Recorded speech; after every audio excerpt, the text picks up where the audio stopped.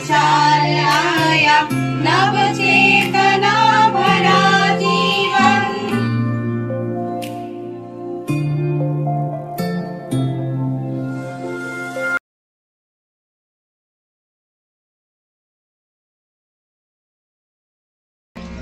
देव ज्योति परम ज्योति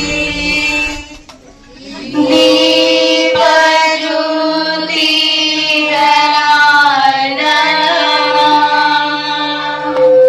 दीपो हर तुम्हें पावम दीप ज्योति नमोस्तुते शुभं करतु कल्याणं মৰ্মে মই সঞ্চালিকাই আসন গ্ৰহণ কৰিছো আৰু কাৰ্যসূচী অনুসৰি আমি পৰিচয় কৰাই দিবলৈ ওলাইছো আজি বহি থকা আমাৰ মাতৃভাৰতীয় সভানেত্ৰী মনস্বী বৰা এখনি সাংস্কৃতিক বস্ত্ৰৰে আদৰণি জনাব আমাৰ জ্যেষ্ঠ আচাৰ্য ৰঞ্জু আচাৰ্য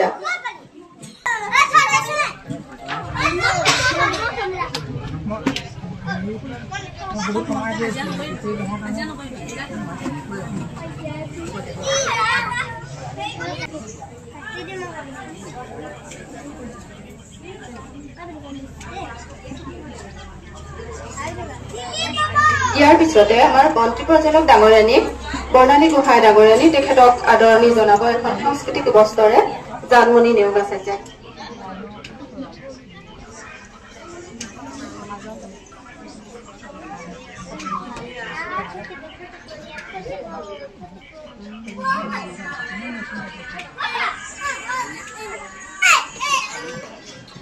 তাৰপিছতে আমি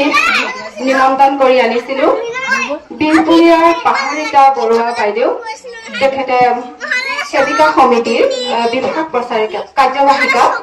তেখেতক এখনি সাংস্কৃতিক বস্ত্ৰৰে আদৰণি জনাব ৰঞ্জু আচাৰ্য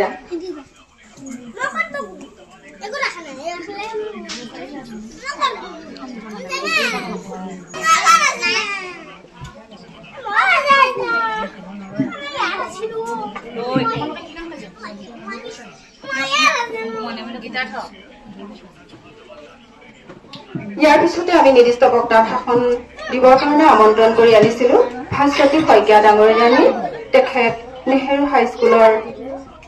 সহকাৰী শিক্ষাৰ্থী দেউৰীগাঁও নিবাসী তেখেতক এখন সাংস্কৃতিক বস্ত্ৰৰে আদৰণি জনাব আমাৰ ৰাজশ্ৰী কলিতা আচাৰ্য ইয়াৰ পিছৰ কাৰ্যসূচী অনুসৰি আমি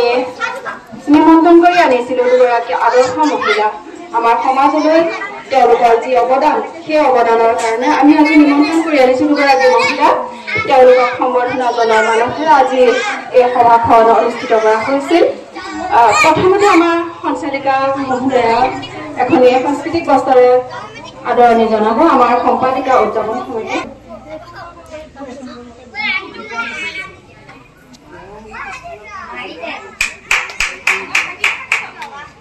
ইয়াৰ পিছতে আমি নিমন্ত্ৰণ কৰি আনিছিলো আমাৰ স্থানীয় অঞ্চলৰ দীপা হাজৰিকা বাইদেউ এগৰাকী মাতৃৰ জীৱনত সন্তান জন্ম হোৱাৰ পিছৰে পৰা এগৰাকী মাতৃৰ জীৱনত যেনেকৈ হেঙাৰ নহওক কিয় সেই সকলোবিলাক হেঙাৰ কঠিন সমস্যাখিনি পাৰ কৰি তেখেতে সন্তানক আমাৰ সন্মুখত এজন উজ্জ্বল ভৱিষ্যতৰ সুনাগৰিক হিচাপে গঢ় দিয়াত সহায় কৰা দীপা হাজৰিকা ডাঙৰীয়াক এখনি সম্বৰ্ধনা পত্ৰৰে আদৰণি জনাইছো ইয়াৰ পিছতে আমি আমন্ত্ৰণ কৰি আনিছিলো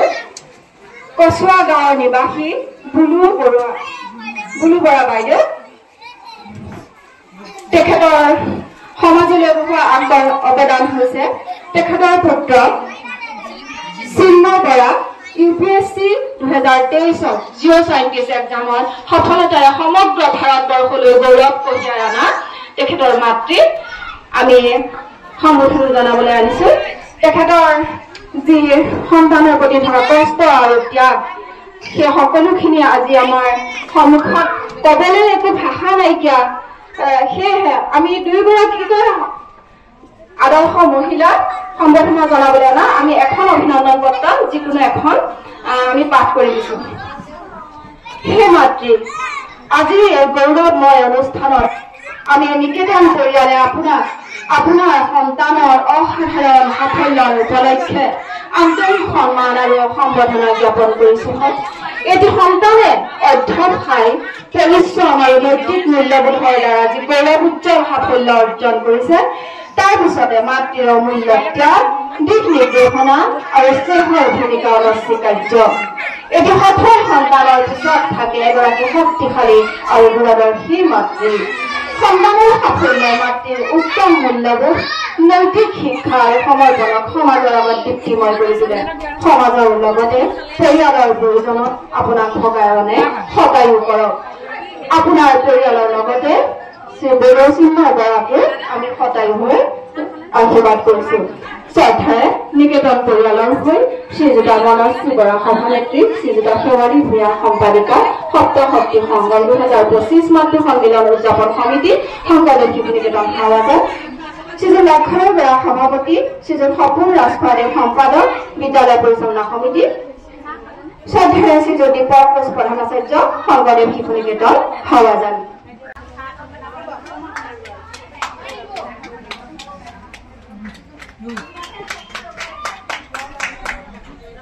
পৰম শ্ৰদ্ধাৰ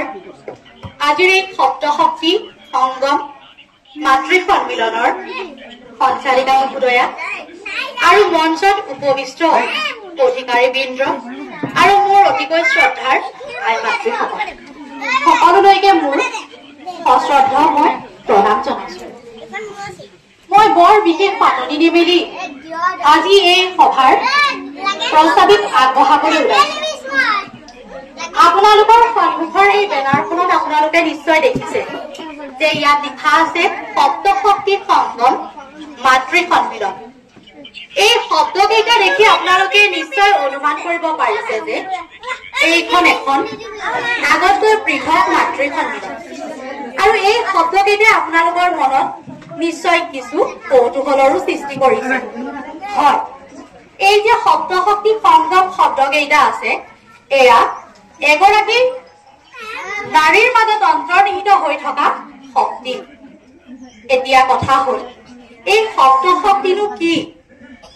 এয়াও চাগে আপোনালোকৰ মনত নিশ্চয় প্ৰশ্ন উত্থাপিত হৈছে। হয়, সপ্তশক্তি হ'ল এগৰাকী নাৰীৰ মাজত সোমাই থকা 7টা শক্তি।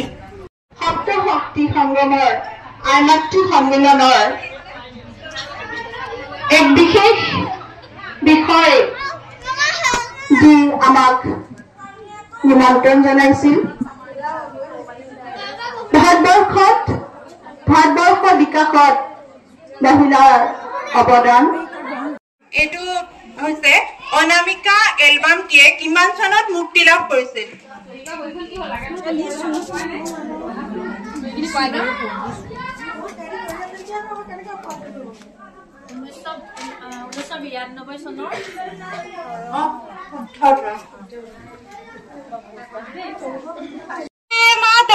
বন্দে মাতৰম। মই কনকলতা বৰুৱা। এইখন দেশৰ বিদেশীৰ কোনো স্থান নাই। মই গহপুৰ থানাত মই জাতীয় পতাকা উত্তোলন কৰিমেই। বন্দে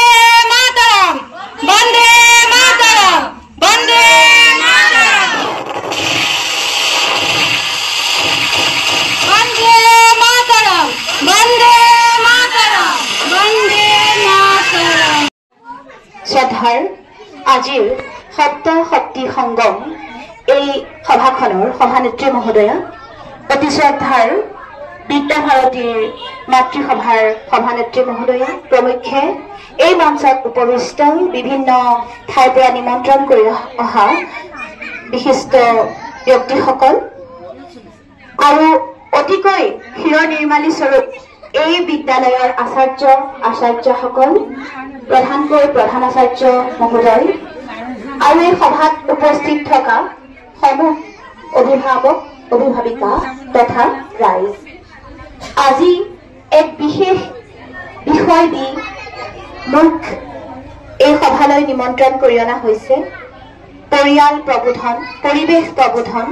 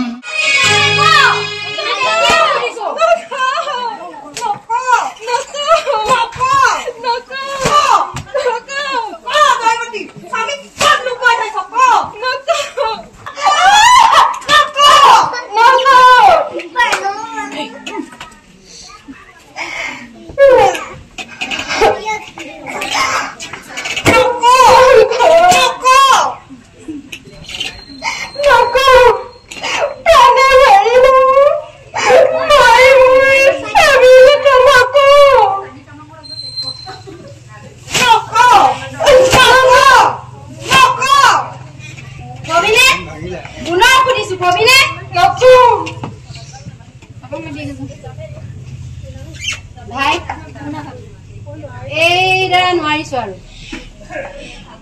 বৰ্তমান ডাঙৰীয়া আহি পোৱাৰ আগতে আমি কিবা এটা খাই লওঁগে ব'লা ব'লা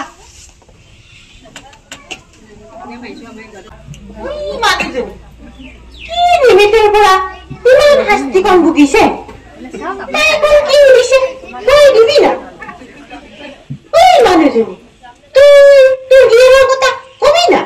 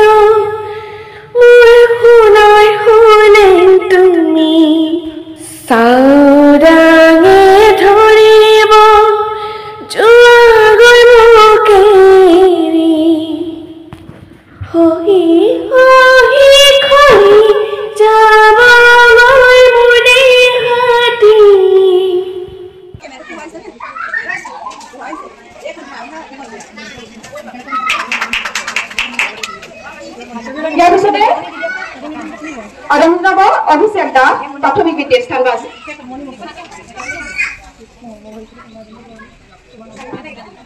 অভিষেক দাস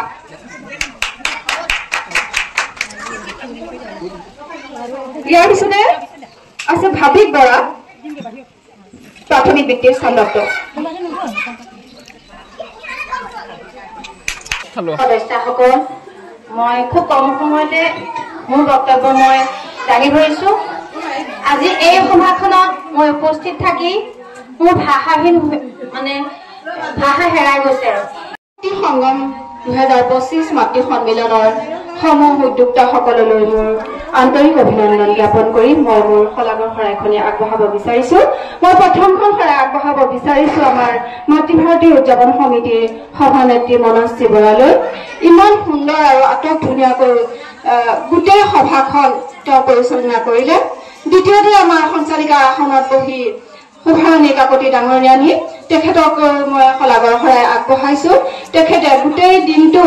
নিৰ্দিষ্ট সময়ত উপস্থিত থাকি আৰু নিৰ্দিষ্ট সময়ত সভাখন শেষ কৰিবলৈ সক্ষম হৈছে যিহেতু নিৰ্ধাৰিত সময় আমাৰ বান্ধি দিয়া হৈছিল ইয়াৰ পিছতে মই শলাগৰ শৰাইখন আগবঢ়াব বিচাৰিছো আমাৰ বিদ্যালয়ৰ প্ৰধানাচাৰ্য মহোদয়ক তেখেতে বিদ্যালয়খনৰ ইমান এটা অনুষ্ঠান আয়োজন কৰিবৰ কাৰণে তেওঁ সুপৰামৰ্শ আগবঢ়োৱাৰ বাবে ইয়াৰ পিছতে মই নিৰ্দিষ্ট বক্তা আগবঢ়োৱা দুয়োগৰাকী বক্তালৈ মোৰ শলাগৰ শৰাইখনি আগবঢ়াইছো তাৰপিছত সমূহ আচাৰ্য ভাৰতীলৈ মই সকলোৰে সহায়ৰ হাত আগবঢ়োৱাৰ বাবে এইখন শলাগৰ শৰাই আগবঢ়াইছো আৰু আটাইতকৈ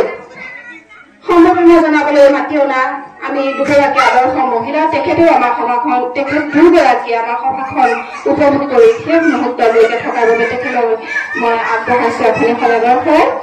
আৰু শেষত আটাইতকৈ ডাঙৰ শৰাইখন মই আগবঢ়াইছো আমাৰ সকলো মাতৃ যিহেতু আৰম্ভণিৰ পৰা শেষলৈকে ধৈৰ্য ধৰি ইমানখিনি আমাক সময় দিয়াৰ বাবে মই তেখেত সকলোলৈ মোৰ শলাগৰ শৰাইখনি আগবঢ়াইছো মই সঞ্চালিকা মহোদয়ে অনুৰোধ ক্ৰমে সংকল্প পাঠ কৰিবলৈ লৈছো মই